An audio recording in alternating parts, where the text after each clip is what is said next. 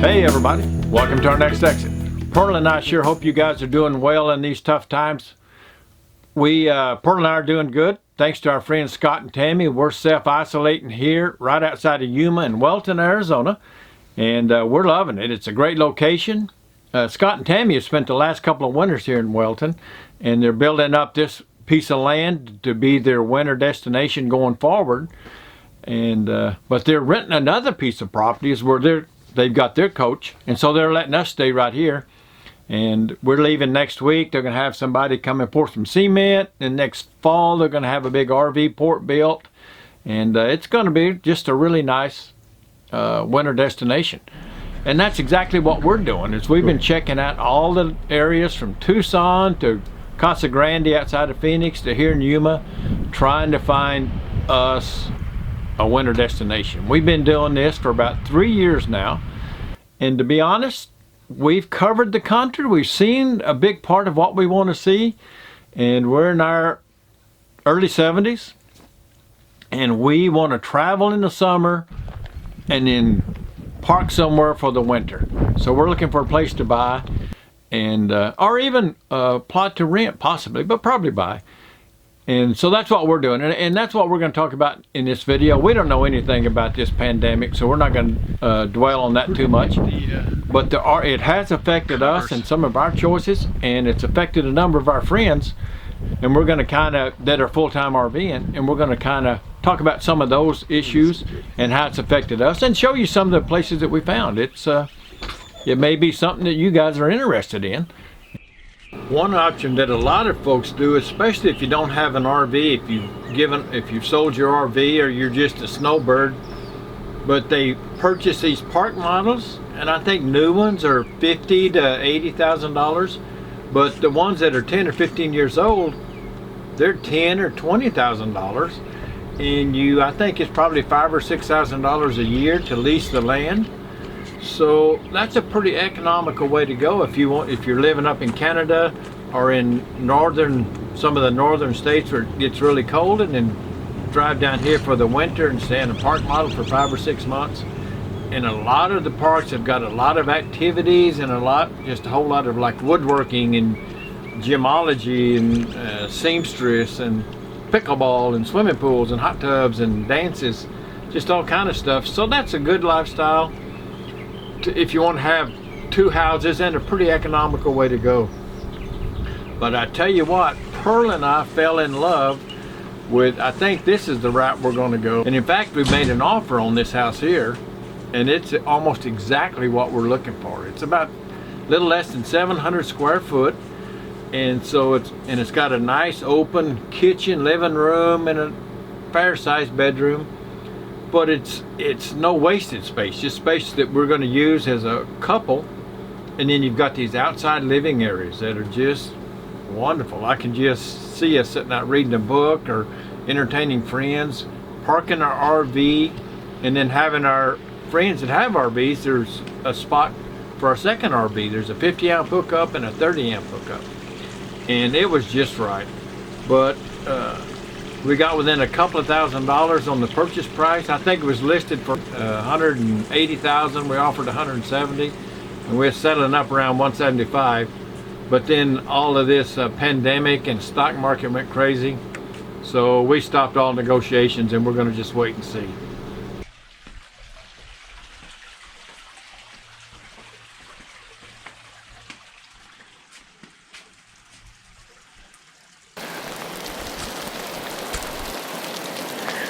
Hey everybody, looks like we got a storm coming. Are you thinking about the full-time RV lifestyle? Have you got you kind of a rainy day fund? Well, sometimes you might think this would be enough. But I'm here to tell you, you need to be prepared, because sometimes it might get a little rough and there's no turning back. And this may not even be enough. You may want to have a whole full-blown canopy. And the way things are going now, I think it's going to take even maybe a boat and a canopy. So I wish I'd had a second camera pointing out towards the street, because the funniest part of doing that whole rain video there, I bet I took that thing 20 times and people was driving down the road and I'm standing out there undoing my umbrella and putting it back up and taking it down, and they would stop and look like, what is wrong with that crazy old man? Does he need help or something? It was funny watching them cars. But anyway, I was trying to prove a point. I know it's not funny. A lot of you folks are probably having a hard time and watching the news. I mean, obviously there's some people going to be losing their jobs and stuff, and not to mention getting sick.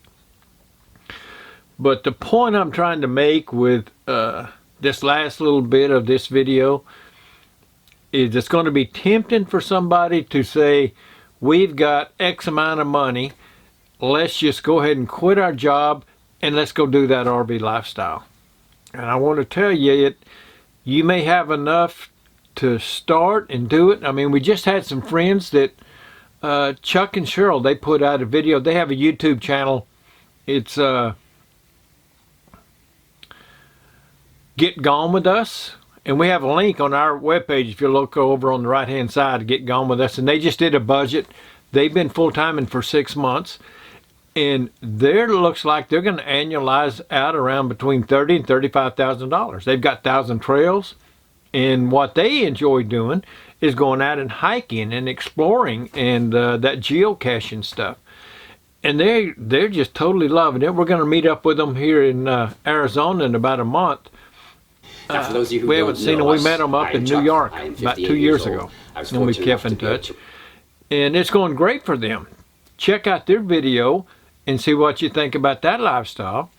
But their ace in the hole is they had a beautiful home up in New Hampshire, and they sold it, and they socked away a lot of money. They've had enough equity, so when they're done RVing, they've got enough equity there to go buy their retirement home. And that's what happened with Pearl and I. When we sold our home, we had enough equity. We had a couple $100,000. We just set it aside, kept it in cash, and when we're done, we figured that either buy us a house or it'd be a nice large down payment, so our payments would be super small.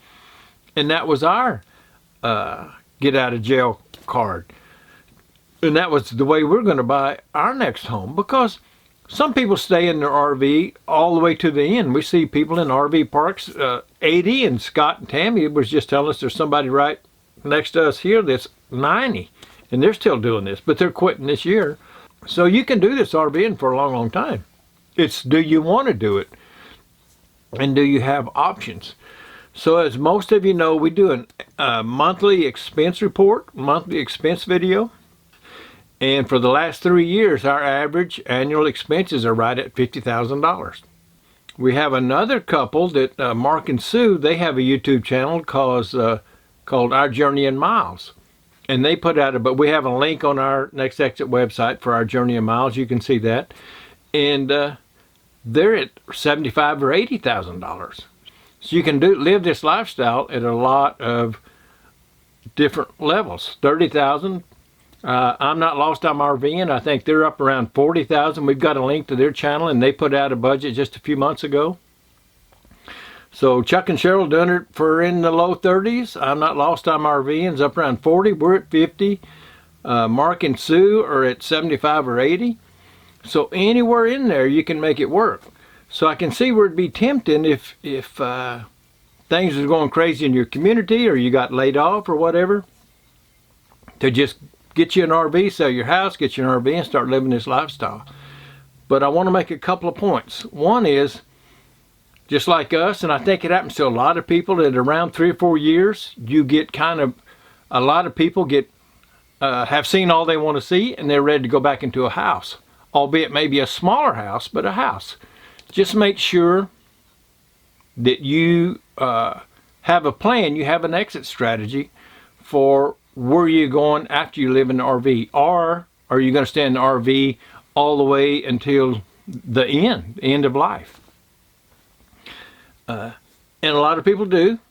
And there's, that's a great lifestyle. The good part about it, in talking to Terry and Cindy, Terry used to manage a big RV park down in South Texas. And he said a lot of people live there in the RV park. And the reason is because of the friendships and the activities and the mental stimulation of things to do there in the RV park.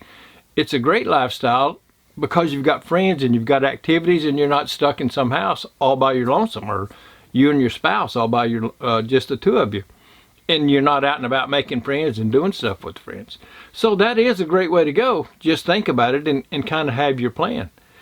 And here's another one that I would really like to bring up. We do our monthly expense report, and you look at that. Any of us, the $30,000 for Chuck and Cheryl, or the $80,000 that Mark and Sue do, but do it again with when one of you passes away, and now that may change your desire to be in an RV. It certainly might change your finances. Like for Pearl and for Pearl and myself, our income would just about cut in half. And whenever one of us passes away, we have to make sure that we have savings or some way to supplement that monthly income. So do your budget, and you see it can work for you, and you see that the two of you can make it work. Make sure you can make it work after one of you's gone. And if it doesn't work, this is the whole point of this comment, is don't jump into this RV lifestyle. Because you don't want to jump in and start doing this at, say, 50 or 60 years old. Do it for 5 years, and then one of you passes away, or you want to get a home or something, one of you gets really sick, and then you can't afford to do what you can't afford the lifestyle. While you're young, while you're making, we have another set of friends. We have another couple that's good friends with us, and they've shared quite a bit of their financial situation with us. And they're in their maybe early 50s, mid 50s, somewhere in there. They're fairly young. And they've been aggressive with the stock market, and they made some great returns, and they have a 7-figure savings account. He works for a big international company, and he was going to retire in just a few months. But now with all of this stuff going on, he's starting to reconsider that, because, as you all know, that savings has been like whacked in half. He's thinking about canceling his retirement, because now he's making a good income. If he leaves, he's kind of like me. He doesn't have a great formal education. And if he quits and leaves the position he's got now, he probably couldn't duplicate that income no matter what he did. So if you've got a decent job and you've got some skill sets and you're at the age where you can still work, make sure I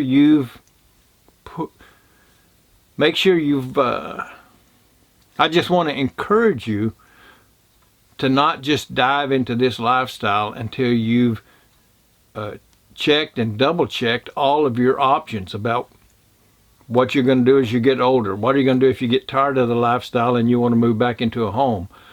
Or what do you do if one of you gets sick? Or you're going to pass away. One of you's probably going to pass away first. Is the other one going to have the income and revenue to continue the lifestyle that you've been accustomed to? So make you a budget for the two of you, but then make you a budget for just the one of you.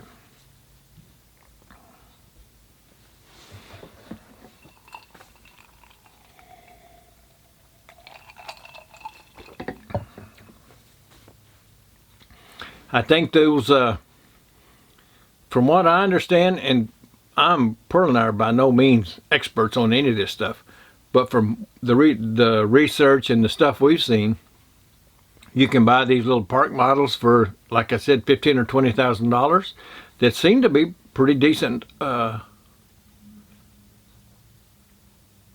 seem to be pretty decent homes, and then you got to pay an annual rent.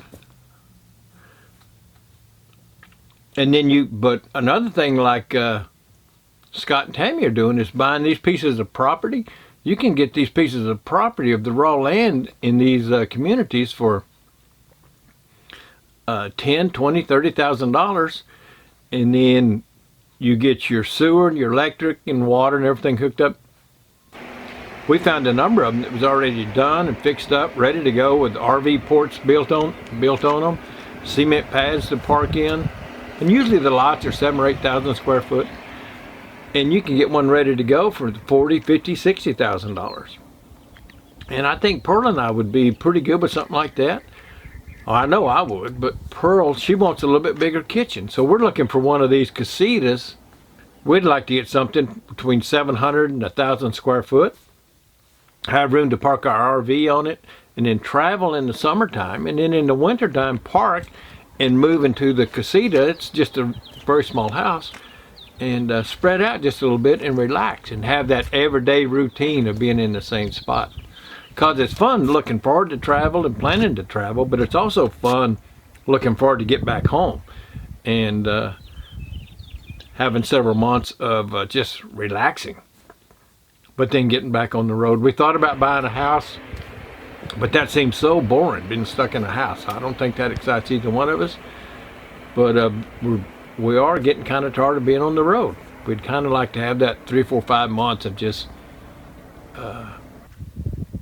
of a winter destination. So that's pretty much all that we kind of want to go over. And we definitely want to say thanks to Scott and Tammy again for letting us stay on your property and do this. It was kind of perfect timing with this self-isolation. We're stuck right here with plenty of room instead of right next door to a whole bunch of other RVs.